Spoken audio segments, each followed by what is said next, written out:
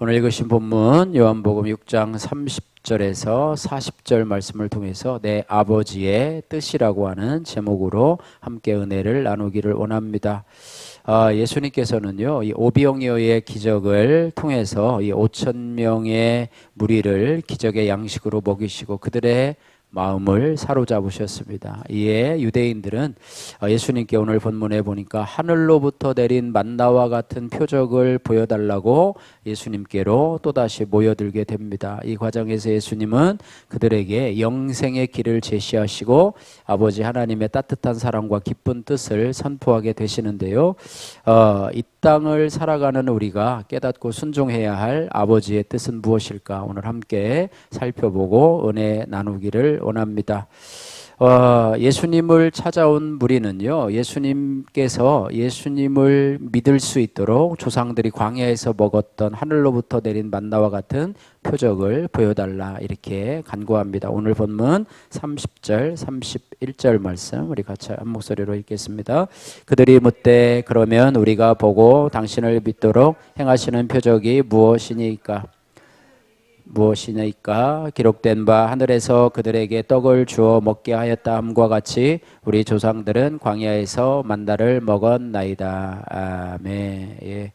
이스라엘 백성들이요, 이 광야에서 먹을 양식이 없다고 불평을 하지 않습니까? 애굽으로 돌아가면 그때가 좋았는데 그때는 정말로 뭐 고기도 있었고 또 뭐 마늘도 있었고 뭐 외도 있었고 어쨌든 배불리 먹을 수 있었는데 여기는 먹을 것도 없다라고 하면서 원망하고 불평하고 있을 때 하나님께서는 하늘에서 만나로 또 메추라기를 통해서 고기를 공급해 주셨고 40년 동안이나 광야 생활을 하는 동안에 이 만나라고 하는 독특한 양식으로 이 60만의 이 대군을 잘 먹이셨다라고 하는 것이지요. 그래서 그 당시에 이 예수님에 대해서 알고 있던 예수님 주변에 있던 이 사람들, 특별히 유대인들은요, 구약 성경을 알고 있었기 때문에 이 만나에 대해서 아마 알고 있었을 거예요. 예, 그래서 오늘 본문 말씀에 보니까요, 32절 말씀에 말합니다. 내가 진실로 너희에게 이르노니 모세가 너희에게 하늘로부터 준 것이 아니라 내 아버지께서 너희에게 하늘로부터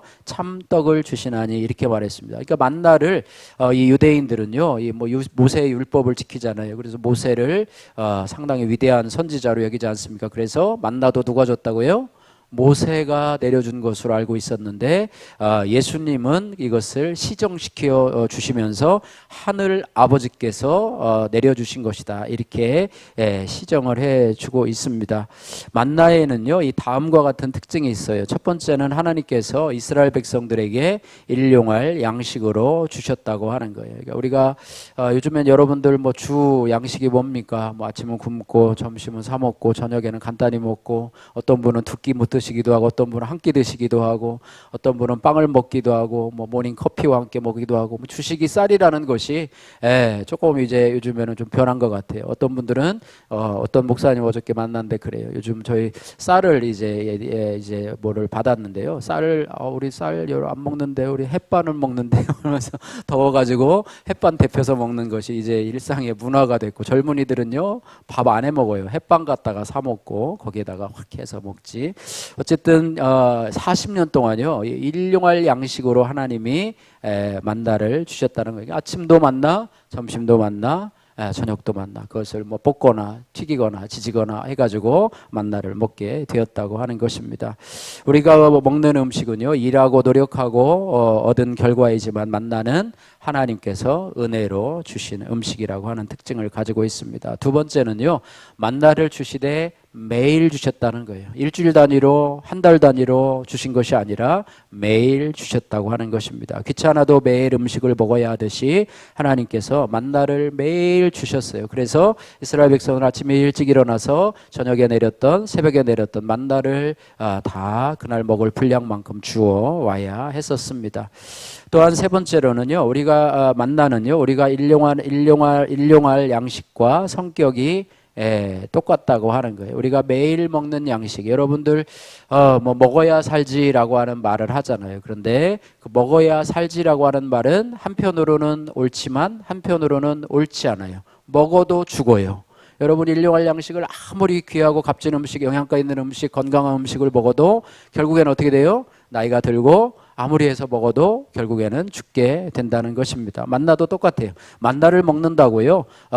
죽지 않는 것이 아니라 만나를 40년간 먹은 이스라엘 백성들도 광야에서 죽었고 또 그들의 생명을 다했습니다. 만나를 먹는다고 해서 영생하지는 않아요. 예, 이스라엘 백성들이 40년간 만나를 먹고도 모두 죽고 말았습니다. 그러니까 만나는 하나님의 은혜로 주신 것이지만 그것을 먹어도 사람들은 영생하지 못하고 죽게 됩니다. 그래서 만나라고 하는 것은요, 예표, 거울인데요. 무엇을 예표하는 것이냐면 영원한 생명의 떡을 예표하는 것이 바로 구약 성경의 만나라고 하는 거예요. 광야에서 내린 만나라고 하는 것입니다. 그래서 하나님이 이스라엘 백성들에게 광야에서 만나를 주신 이유는 뭐냐면 하나님께서 주신 만나를 매일매일 먹으면서 영원히 썩지 않는 양식, 이것을 먹으면 영원히 죽지 않는 양식을 소망하도록 이렇게 바라보았다는 거예요. 야, 우리가 이 양식을 먹으면 또 배고프고 다음날 또 거둬야 되지만 이제 영원한 양식이 우리에게 없을까라고 하면서 그것을 소망하면서 메시아를 바라보는 그런 의도로 하나님께서 만나를 베풀어 주셨다는 것입니다. 오늘 유대인들이요, 예수님께 오지요. 그래서 예수님을 믿도록 하는 표적을 원하는 것은 무엇이냐면 오병이어의 기적을 통해서 떡을 먹고 배불렀기 때문입니다. 그러니까 배고프던 사람들이, 가난한 사람들이 예수님께서 이렇게 경제적인 능력을 가지고 떡을 먹이는 능력을 바라보면서 저분을 따라다니면 굶지는 않겠구나 라고 하는 생각을 가지고 예수님께로 찾아왔다는 것입니다. 그들은 예수님 자체보다는 세상 표적을 구했다라고 하는 거예요. 우리는 표적을 구하는 것을 믿음으로 착각하는 경우가 있어요. 예수님이 아닌 세상에 눈에 보이는 표적을 구하는 것은 헛된 믿음이요, 거짓된 믿음이라고 하는 것입니다. 예수님을 믿는다고 하는 우리 가운데서도요, 주님께서 보여주신 표적이 많을수록 믿음이 좋다고 여기는 그런 풍조들이 많이 있어요. 이것은 뭐냐면 우리 안에 기복신앙과 세상 가치관이 있기 때문에 그렇다는 말씀입니다. 한국교회의 위기를요, 어느 목사님은 이렇게 칼럼에서 이야기를 했는데요, 두 가지로 지적을 하셨어요. 기복주의 신앙과 이기적인 신앙이 한국교회의 위기다. 이 한국교회의 위기뿐만 아니라 우리 성도들의 위기이기도 하다, 이렇게 말하고 있는데요. 기복이라는 것이 뭐냐? 빌 기자겠죠. 복을 비는 것이죠. 복을 받기 위해서 비는 것을 기복이라고 얘기를 합니다. 성경에는요, 이 복이라는 단어가 수없이 많이 등장해요. 시편 1편에도 복 있는 자는 이렇게 하면서 복에 대해서 많이 등장하는데요.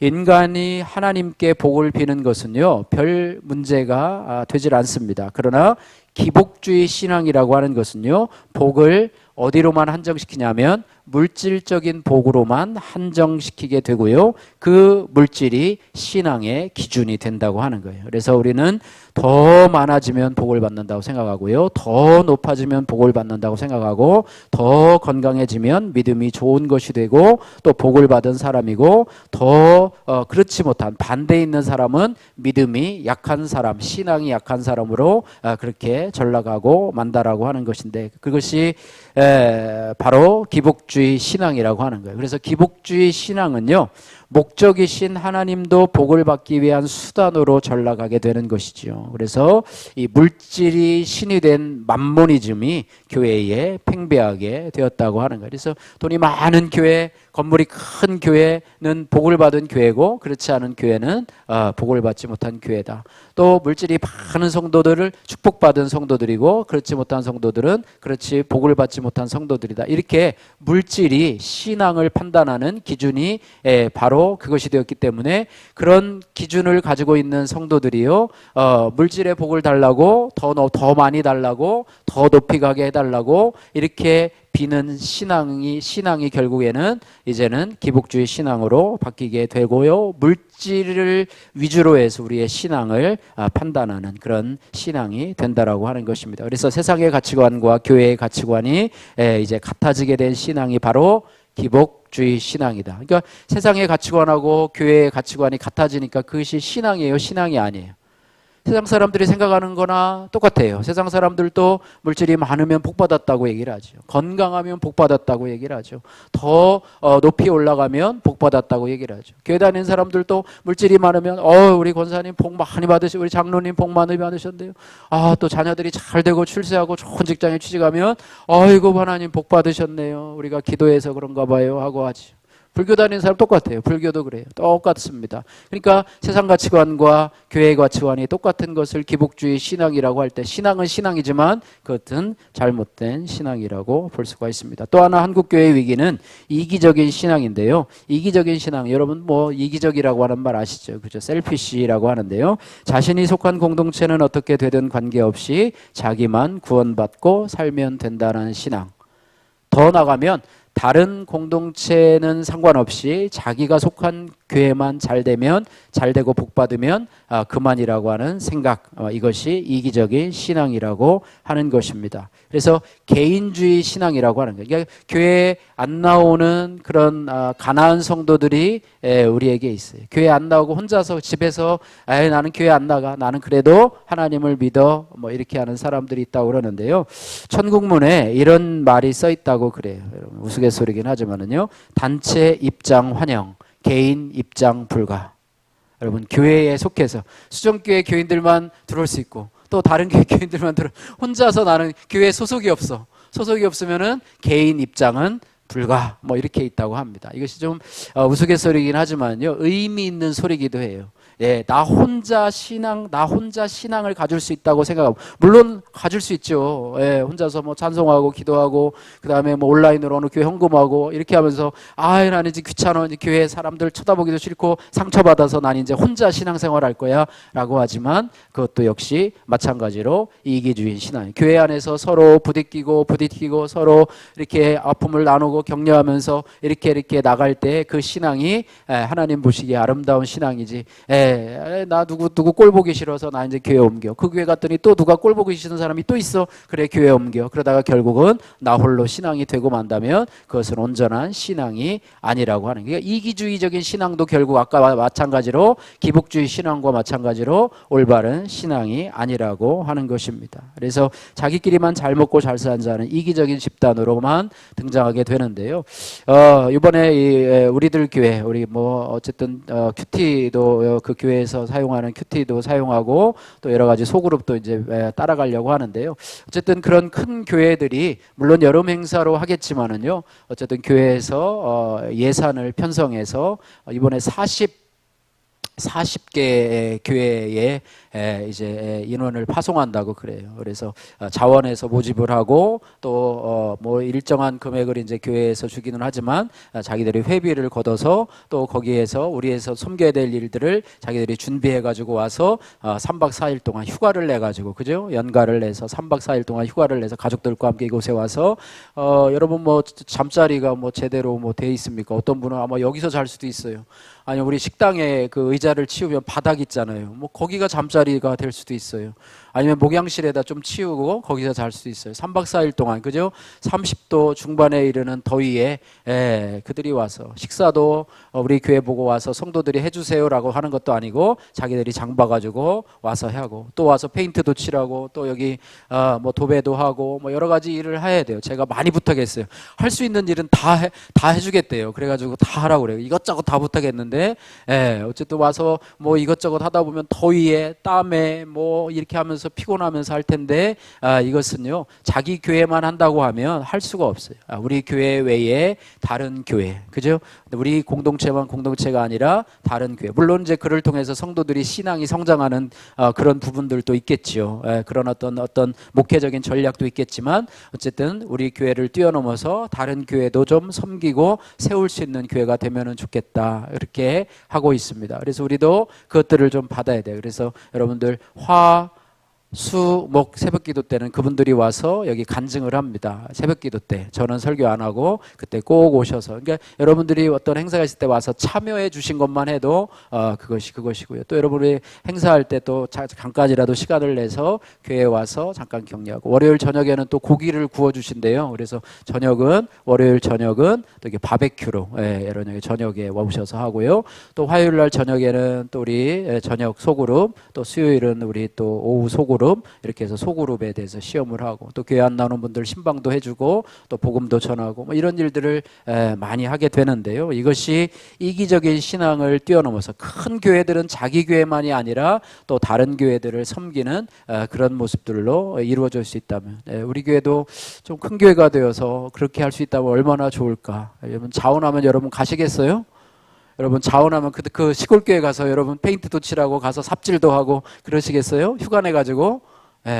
막상 그렇게 되면 또 쉽지는 않아요. 여러분이 돈을 내서 헌금을 내서 그런 부분이 쉽지는 않은데, 어쨌든 이기주의적인 신앙, 나만 예수면 나만 예수 믿으면 되지, 나만 잘 되면 되지, 우리 교회만 잘 되면 되지라고 하는 것을 뛰어넘어서 살아가야 우리의 신앙이 넓어지는 신앙이 된다라고 하는 것을 우리가 기억해야 될 것입니다. 그래서 이런 신앙을 가지면은요, 기복주의와 이기주의적인 잘못된 신앙을 가지면 말씀을 보아도 그 말씀이 올바르게 해석되지 않습니다. 또 같은 사건과 말씀 앞에서도 엉뚱한 적용을 해서 오늘 본문의 유대인들과 같이 예수님께 엉뚱한 표적을 찾게 되지요. 따라서 성도는요, 질병의 치료나 꿈을 이루는 표적보다는 주어진 환경에서 말씀이신 하나님을 만나는 것이 온전한 신앙을 가질 수 있는 비결이라고 하는 것입니다. 예수님은요, 예수님을 찾아온 무리는 예수님께 표적을 요구하며 만나를 먹었던 자기 조상들의 예처럼 하늘에서 내려오는 떡을 구합니다. 하지만 예수님은 그들의 물질적인 욕구만을 채워주는 것이 아니라 진정한 떡이 무엇인지를 알려주시는 주님이시라고 하는 것을 우리가 기억해야 할 것입니다. 적용의 말씀입니다. 현재 나는 어떤 기복적인 표적을 구하고 있습니까? 내가 말씀을 통해 구할 것은 오직 예수님 뿐임을 믿습니까? 여러분 적용해 보시기를 바라고요. 두 번째로요, 35절에서 37절 말씀에 예수님은 표적을 구하는 유대인들에게 모세가 준 떡은 참떡이 아니고 하늘에서 자신이 하늘에서 내려온 참떡이라 이렇게 말씀하고 있습니다. 오늘 본문 35절 말씀, 33절에서 35절 말씀 같이 한번 읽겠습니다. 하나님의 떡은 하늘에서 내려 세상에 생명을 주는 것이니라. 그들이 이르되 주여 이 떡을 항상 우리에게 주소서. 예수께서 이르시되 나는 생명의 떡이니 내게 오는 자는 결코 줄이지 아니할 터이요 나를 믿는 자는 영원히 목마르지 아니하리라. 아멘. 생명의 떡을 내려달라. 하나님의 떡은 하늘에서 내려 세상에 뭐를 주는 거라고요? 생명을 주는 것이라 이렇게 말하고 있습니다. 예수님을 영접하고 살아간다고 하는 것은 예수님의 생명이 내 안에 이식되는 거예요. 심장이 약한 분들은 심장을 이식받잖아요. 그죠? 그러니까 예수님의 심장을 이식받아서 우리의 생명은 영원한 생명이 아니에요. 그러나 예수님의 생명은 영원한 생명이에요. 물론 영혼 불멸설을 얘기하면은요, 우리가 죽으면 없어지는 소멸되는 영혼이 아니지만은요, 우리의 생명은 예수님의 생명인데 그 생명은 영원히 천국에서 거하는 생명이라고 하는 것이죠. 그래서 예수님은 나는 생명의 떡이라. 35절 말씀 여러분 여러분들 암송했으면 좋겠습니다. 35절 말씀 같이 한번 한 목소리로 같이 읽겠습니다. 예수께서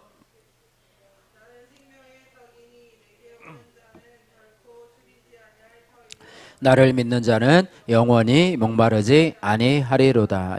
결코 줄이지 아니할 것이요 영원히 목마르지 아니할 것이라 이렇게 말씀하고 있습니다. 저와 여러분들은 생명의 떡을 먹고 이미 영원히 줄이지 않고 결코 줄이지 않고 영원히 목마르지 아니하는 그런 복을 받은 줄로 믿습니다. 요한복음은요, 이 다른 복음서와는 달리 예수님의 신성과 메시아적 역할에 초점을 맞춘 그런 문체를 가지고 있는데요. 이러한 특징은 예수님께서 자신을 소개하는 나는 뭐뭐이다라는 구절을 통해서 두드러지게 되는데요. 이 구절은 단순히 예수님 자기를 소개하는 것이 아닌 예수님의 본질은 무엇인지, 또 예수님의 역할이 무엇인지, 또 하나님 아버지와의 관계가 어떤 것인지를 이해하는 데 중요한 열쇠를 제공하게 됩니다. 요한복음에서 한 7가지 정도로 나는 누구누구입니다 라고 예수님이 스스로를 소개하고 있는 구절을 간단하게 소개를 드리면은요, 오늘 요한복음 6장 35절 말씀에 나는 생명의 떡이다. 나는, 그러니까 그 말은 뭐냐면 나는 생명의 근원이다 라고 말씀하고 있는 거예요. 그죠? 요한복음 14장 6절에서도 나는 길이요 진리요 생명이니, 나는 생명이라는 말을 많이 쓰세요. 예수님이 나로 말미암지 않고는 아버지께로 올 자가 없느니라 이렇게 말씀하시면서 나는 생명의 떡이다. 육체적인 양식을 넘어서 영혼의 영생을 주는 유일한 존재이심을 말씀해 주고 있다고 하는 것입니다. 그래서 마치 굶주린 자가 밥을 먹고 살아가야 하듯이 예수님을 믿는 자는 영생을 얻게 된다는 약속이 바로 나는 생명의 떡이다. 두 번째로는요, 나는 세상의 빛이다. 요한복음 8장 12절 말씀인데요. 예수님은 자신을 세상의 빛이라고 부르면서 어둠 속에서 헤매는 사람들에게 진정한 빛을 제시하고 있습니다. 이는 단순한 육체적인 빛이 아니고요, 광채가 난다라는 그런 의미가 아니고 죄와 어둠으로부터 사람들을 구원하며 영생으로 인도하는 진리와 정의의 빛이라고 하는 거예요. 그래서 예수님을 따르는 자는 어둠에서 벗어나서 빛 속으로 나아가 진정한 그런 삶을 경험하게 된다, 이런 뜻을 가지고 있고요. 세 번째로는 나는 양의 문이다 이렇게 말을 하고 있어요. 요한복음 10장 7절에서 9절 말씀이에요. 그러니까 비유적인 설명이죠. 양의 문, 양이 양우리로 들어갈 때 어디로 들어가느냐? 양의 문으로 들어가게 되지요. 예, 그래서 이 양은요, 이 양의 문으로 양이 들어가면은 그곳에는 안전과 또 평화로운 목초지를 제공하게 되지요. 그래서 예수님은 자신을 뭐라 그러냐면 선한 목자로 비유하시면서 그들을 믿는 자는 위험과 멸망으로부터 보호를 받게 되고 영생을 얻게 된다 이렇게 약속을 하고 있습니다. 또한 네 번째로 나는 선한 목자다. 요한복음 10장 11절 말씀에 말씀하고 있습니다. 그래서 선한 목자, 양들을 위해서 목숨을 바치는 자로 설명을 하고 있습니다. 예, 그래서 이것은 예수님의 희생적인 그런 사랑과 헌신을 말씀하고 있는 것이죠. 예, 그래서 나는 선한 목자다. 예수님은 우리 죄를 위해서 목숨을 바치고 영생으로 이끄는 유일한 목자가 되신다. 또 다섯 번째는요, 한번 따라해 보실까요? 나는 부활이요 생명입니다. 예, 요한복음 11장 25절 말씀에 예수님은 자신이 부활이요 생명임을 말씀해 주고 있습니다. 예수님은요 죽음을 이기시고 영원한 생명을 주는 능력을 갖고 계신 분이라고 말씀을 하고 있어요. 그래서 그렇게 예수님을 믿는 자는요 이 땅에서 죽음을 넘어서 영생의 길로 가게 된다라고 하는 것을 예수님 스스로 말씀을 해주고 있는 것이죠. 여섯 번째는요, 나는 아까 소개했던 것처럼요, 나는 길이요 진리요 생명이라 말씀하고 있습니다. 요한복음 14장 6절 말씀인데 이는 하나님과의 관계를 회복하고 영생으로 이끄는 유일한 길이 자신임을 말씀해 주고 있다고 하는 거예요. 일곱 번째로는요, 나는 참 포도나무다 이렇게 말씀하고 있어요. 그래서 우리가 참 포도나무 대신 예수님께 붙어 있으면 우리는 살아가게 될 수 있는 방법을 얻게 된다 이렇게 말씀하고 있습니다. 본문 35절 말씀에 보니까요, 오늘 그 중에서 하나인 나는 생명의 떡이니, 참 귀한 말씀인데요. 35절 다시 한번 읽어보도록 하겠습니다.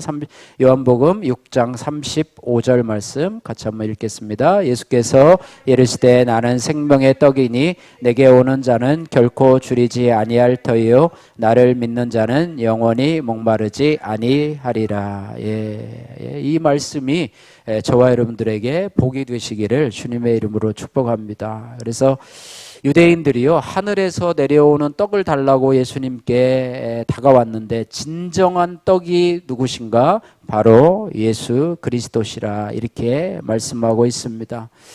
놀라운 사실은요, 누구든지 2000년 전에 33세에 죽은 청년 예수 그리스도, 그분을 만나서 믿으면 인생이 배고프거나 목마르거나 허무하지 않다라고 하는 것입니다. 인생이 빛으로 가득하고 영원한 생명과 부활과 진리로 샘솟는 놀라운 경험을 하게 된다라고 하는 경우입니다. 그런데 예수님 생명의 떡 되신 예수님, 너희가 하루 세끼 밥을 먹고 만나를 먹어도 죽지만 나를 먹으면, 나를 만나고 나를 믿으면 인생에서 놀라운 기적이 일어나게 된다, 이렇게 말씀을 하고 있습니다. 그래서 이 말씀은 모든 사람들이 믿는 것은 아니에요.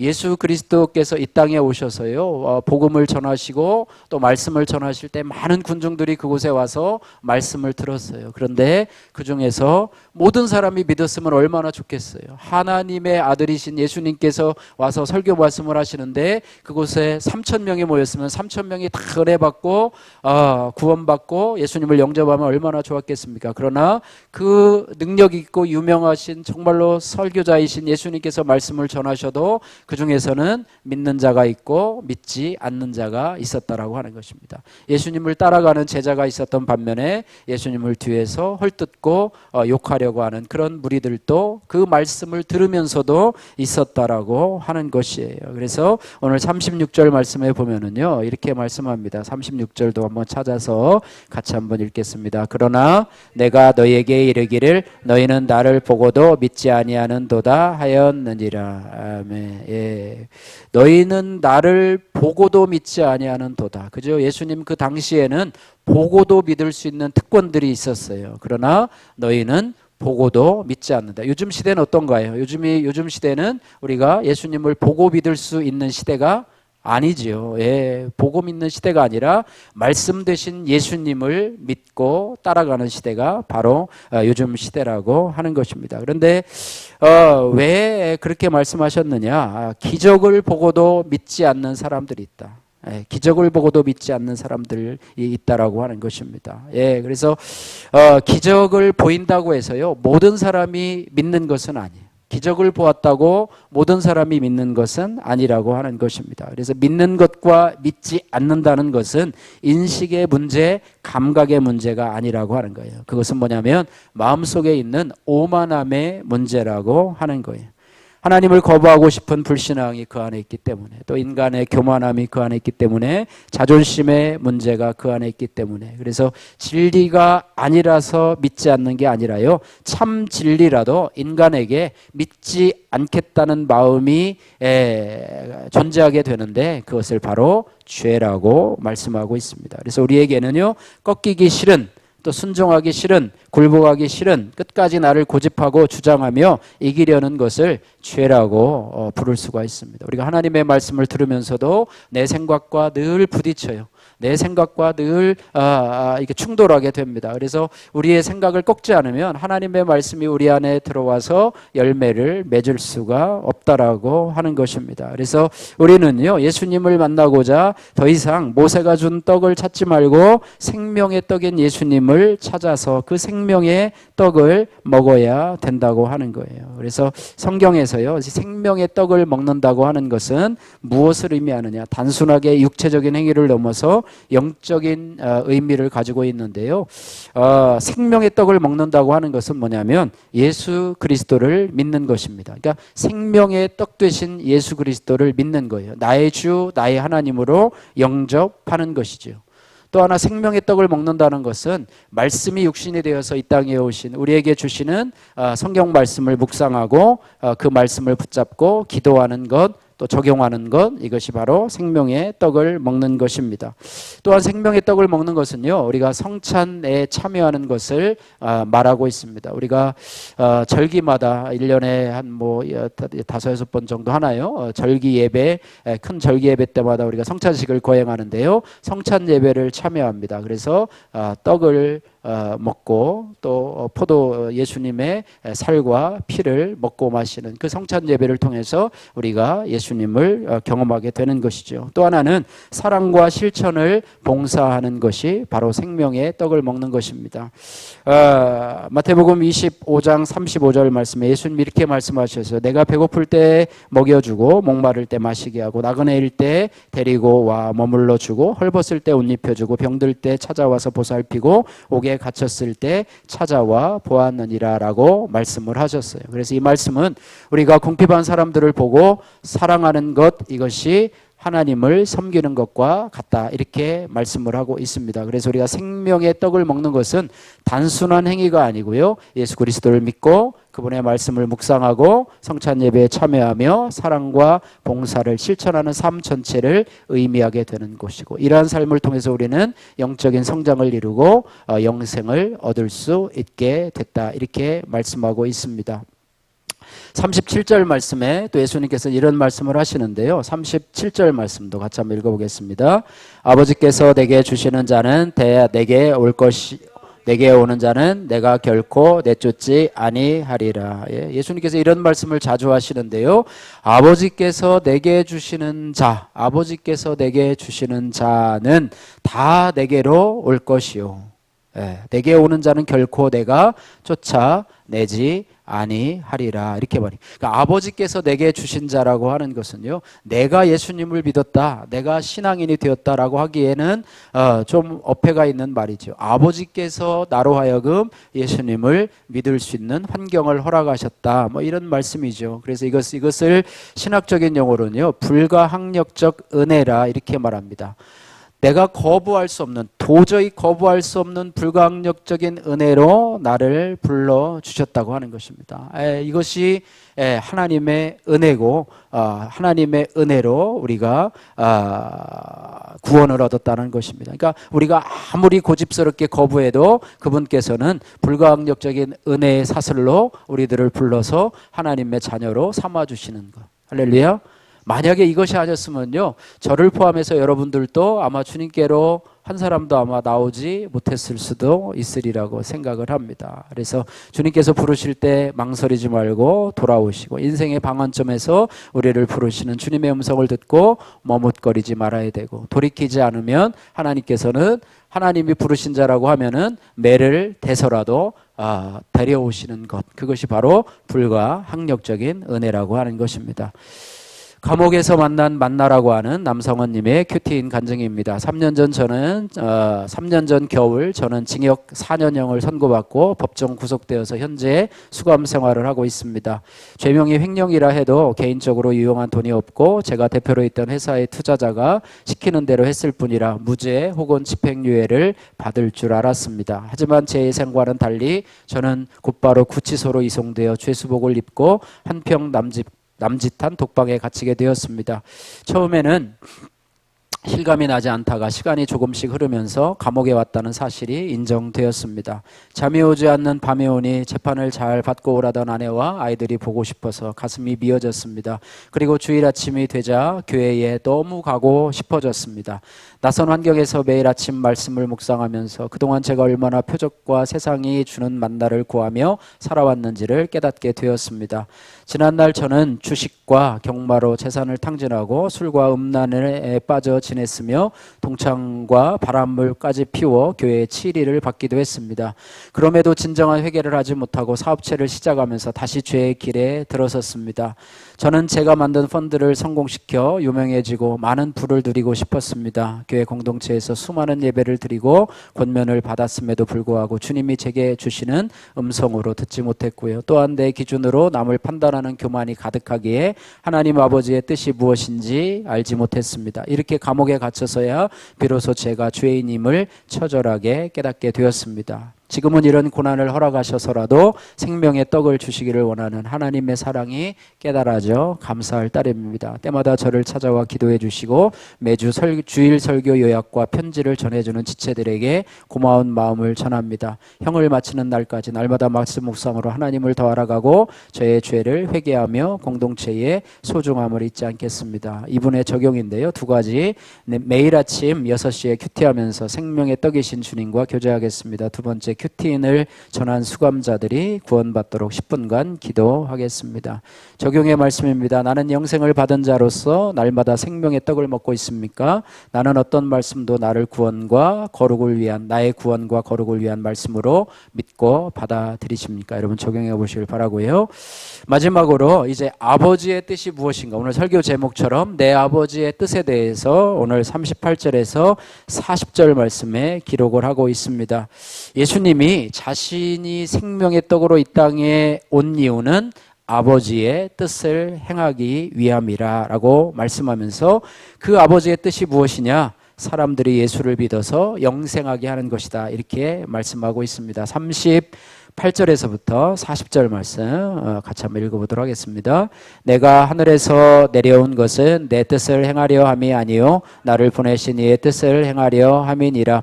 나를 보내신 이의 뜻은 내게 주신 자 중에 내가 하나도 잃어버리지 아니하고 마지막 날에 다시 살리는 이것이니라. 내 아버지의 뜻은 아들을 보고 믿는 자마다 영생을 얻는 이것이니 마지막 날에 내가 이를 다시 살리리라. 아멘. 예. 아버지의 뜻을 이루려 왔다. 그 아버지의 뜻은 내게 주신 자 중에서 하나라도 잃어버리지 아니하고 마지막 날에 살리는 것이라. 이것을 다시 얘기하면 영혼을 구원하러 왔다. 내가 이 땅에 온 것은 잃어버린 자를 찾아서 그들을 구원하러 왔다. 예수님께서 오신 목적은 분명합니다. 여러분, 이 땅을 살아가는 목적은 무엇입니까? 여러분, 여러 가지가 있겠죠. 여러 가지가 있지만 예수님께서 이 땅에 오신 목적은 단 한 가지입니다. 영혼 구원을 위해서 이 땅에 전도하러 이 땅에 오셨다라고 하는 것입니다. 어쨌든 우리가 예수님께서 아버지의 뜻을 이해하시고 예수님은 어떤 환경 속에서도 영혼 구원을 목적으로 아버지의 뜻을 이루셨다라고 하는 것입니다. 그래서 십자가에서조차 온갖 수치와 조롱과 멸시와 고통을 당하시면서도 그것을 마다하지 않고 영혼 구원을 위한 아버지의 뜻을 행하셨다라고 하는 것입니다. 저와 여러분도 예수님처럼 영혼 구원의 일이라면 우리에게 고난이 찾아오더라도 우리의 사명을 감당해야 할 줄로 믿습니다. 예, 우리가 지난번에 얘기했잖아요. 우리가 생계를 위한 일을 뛰어넘어서 하나님의 일을 하는 자로 이 땅을 살아갈 뿐만 아니라 우리 자신의 목적, 우리 자신의 의미를 이루기 위해서 이 땅을 살아가고요. 자아 성취를 위해서 이 땅을 살아가는 것을 초월해서 아버지의 뜻인 영혼 구원을 위해서 나만 예수 믿고 나만 천국 가는 것이 아니라 내 주위에 있는 사람들, 내 가족 중에 믿지 않는 사람들도 예수 믿어서 구원 얻을 수 있는 그 뜻을 이루어가는 사람으로 살아가시면 좋겠습니다. 말씀을 정리합니다. 우리의 기도가 신앙에 있어서 참 중요한 것이잖아요. 기도의 중요한 것이 뭐냐면 아버지의 뜻대로 기도하는 것입니다. 그래서 우리의 기도의 방향은요, 나의 소원을 이루는 것보다 더 중요한 것은 하나님의 뜻을 이루는 것입니다. 그래서 우리가요, 하나님의 뜻을 이루게 해달라는 기도뿐만 아니라 우리의 삶의 목표도 분명해야 될 줄로 믿습니다. 예, 우리는요, 생명의 떡 되시는 예수님의 불가항력적인 은혜로 구원의 반열에 서게 되었습니다. 그래서 예수님께서 이 사명을 감당하신 것처럼 저와 여러분들도 영혼 구원의 목적을 가지고 정말 어디든 가든 복음을 전하는 자로, 또 내가 아직 자신이 없어서 복음을 전하는 자가 못 된다면 기도라도 해서 하나님 생명의 복음을 전하는 자가 되게 하여 주옵소서. 오늘은 이제 오늘 세 번째로 우리 생명책에 우리 구원받을 자들을 전하는 또 주일입니다. 그래서 오늘 이번 한 주간 동안 여러분들 주위에서 구원받을 자의 영혼을 여러분의 생명 노트에 적으시면서 우리가 5,000명이 될 때까지 여러분 기도하시고 또 우리의 그런 영혼 구원의 사명을 잘 감당하시는 저와 여러분들 되시기를 주님의 이름으로 축복합니다. 바랍니다.